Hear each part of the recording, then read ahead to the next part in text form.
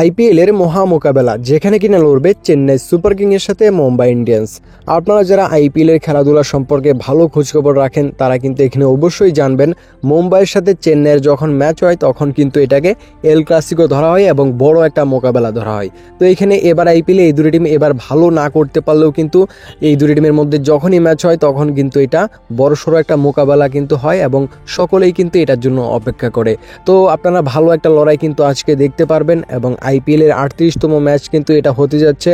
তো এই ম্যাচের পুরো অ্যানালাইসিস করব, প্রিভিউ করব, তার পাশাপাশি এই ম্যাচের মাঠ এবং pitch, head to head record সব কিছুই কিন্তু তুলে ধরবো।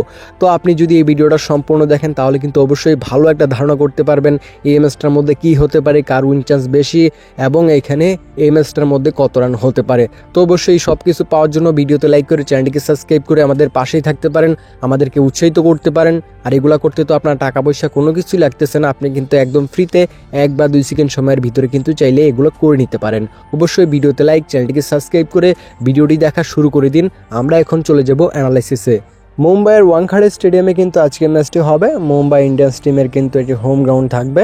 আর এখানে কিন্তু এই মাঠে কিন্তু এবার আইপিএলে 3টা ম্যাচ হয়েছে। 3টা ম্যাচের মধ্যে দেখা গেছে কি আপনার একটা ম্যাচ হচ্ছে ফার্স্ট ব্যাট উইন করেছে, 2টা সেকেন্ড ব্যাট উইন করেছে। তো এবার আইপিএলে কিন্তু এই মাঠে সেকেন্ড ব্যাটের উইন চান্সটা বেশি দেখা যাচ্ছে এবং রানগুলা কিন্তু রিসেন্টলি একটা ম্যাচে 162, তার আগে ম্যাচটার মধ্যে 221, তার আগে ম্যাচটার মধ্যে 116 রান হয়েছে। তো বুঝতেই পারতেছেন এবার আইপিএলে একটা ম্যাচের বাদে 2টা ম্যাচে কিন্তু রান অনেকটাই কম হয়েছে। তো এখানে আজকের ম্যাচের জন্য যদি ব্যাটিং পিচ ব্যবহার করা হয় তাহলে ভালো একটা স্কোর হবে, আর যদি এখানে বোলিং পিচ ব্যবহার করা হয় তাহলে কিন্তু এখানে রানটা অনেকটাই কম হবে। তো বলতে পারেন যে ভাই আজকে ম্যাচে কী সম্ভাবনা আছে পিচটা ব্যবহার করার।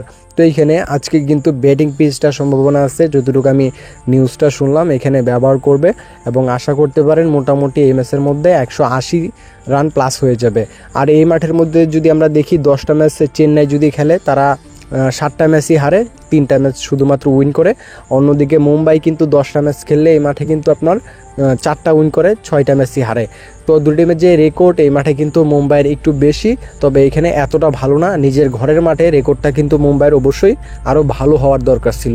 তো এখানে অবশ্যই কিন্তু এই মাঠে কিন্তু দুই টিমের যেই পারফরমেন্স সেটা কিন্তু এতটা ভালো না।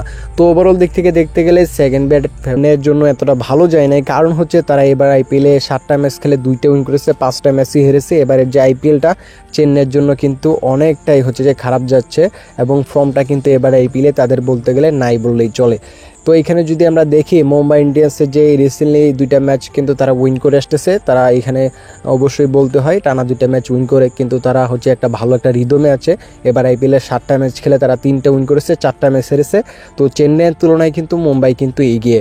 তবে এখানে এই ম্যাচটা যদি মুম্বাই উইন করতে পারে তাদের কিন্তু কোয়ালিফায়ারের যে দৌড়টা সেই দৌড়ে কিন্তু অবশ্যই তারা টিকে থাকতে পারবে। আরও বাকি অনেক ম্যাচ আছে, তবে শুরু থেকেই কিন্তু উইন করে যেতে হবে। আর নয়তো যদি আপনি দেখেন এখানে 10টা টিমের মধ্যে শুধুমাত্র 4টা টিম কোয়ালিফাই করে, তো সেহেতু কিন্তু এখানে আপনার বিপিএলের মতো বা এখানে যদি আপনার পিএসএলের মতো ধরেন যে এখানে অল্প কিছু পয়েন্ট নিয়েও কোয়ালিফাই করা যাবে এরকম কিন্তু না। এখানে ভালো পয়েন্ট অবশ্যই হাতে রাখতে হবে, তাহলে কিন্তু কোয়ালিফাই করা সম্ভব। আর এখানে অবশ্যই কিন্তু আমরা দেখতে পারবো হেড টু হেড রেকর্ডে দুই টিমের ইতিহাসে 38টি ম্যাচ হয়েছে, 38টি ম্যাচের মধ্যে 20টি হচ্ছে মুম্বাই উইন করেছে আর চেন্নাই 18টি উইন করেছে। তো রেকর্ড কিন্তু এটাই বলতেছে দুই টিমের মধ্যে কিন্তু মহা মোকাবেলা হয় এল ক্লাসিকো এবং ভালো একটা লড়াই কিন্তু আপনারা আজকেও দেখতে পারবেন। চেন্নাই খারাপ খেলতেছে, তারপরেও আমার কাছে মনে হয় আপনার আজকে ভালো একটা ম্যাচ কিন্তু চেন্নাই হচ্ছে যে খেলবে। রিসেন্টলি ম্যাচটা অবশ্যই চেন্নাই কিন্তু উইন করে আসতেছে, তারা একটা মোটামুটি একটা রিদমে থাকবে এবং তাদের টিমে যে প্লেয়ারগুলো সেগুলো কিন্তু এখানে সবগুলোই উলটপালট হয়ে গেছে। এখানে যদি দেখেন আপনার গাইকোয়াড নাই, তারপরে স্যাম কারনকে এখানে বসিয়ে রাখতেছে। স্যাম কারন যদি খারাপও খেলে তারপরেও কিন্তু তাকে দল নেওয়া উচিত, কারণ বোলিং ব্যাটিং দুটেই করতে পারে।